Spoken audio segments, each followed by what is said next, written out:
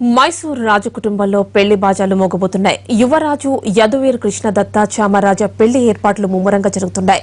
దాదాపు 40 ఏళ్ల తర్వాత ప్యాలెస్ లో వివాహం జరగబోతోంది.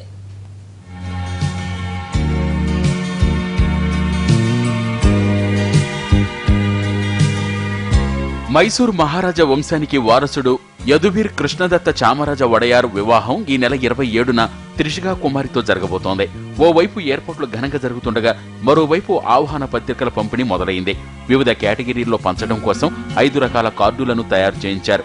రాజమాత ప్రమోదాదేవి ఇటీవల శృంగేరి మఠానికి వెళ్లి శ్రీ భారతీ తీర్థస్వామి ఆశీస్సులు తీసుకున్నాక పెళ్లి కార్డుల పంపకాన్ని ప్రారంభించారు. ప్రధానమంత్రి నరేంద్ర మోడీని ఈ వివాహ వేడుకకు ఆహ్వానించారు. రాజస్థాన్ సీఎం వసుంధరారాజుతో పాటు వివిధ రాష్ట్రాలకు చెందిన ప్రముఖులకు ఆహ్వానాలు వెళ్లాయి.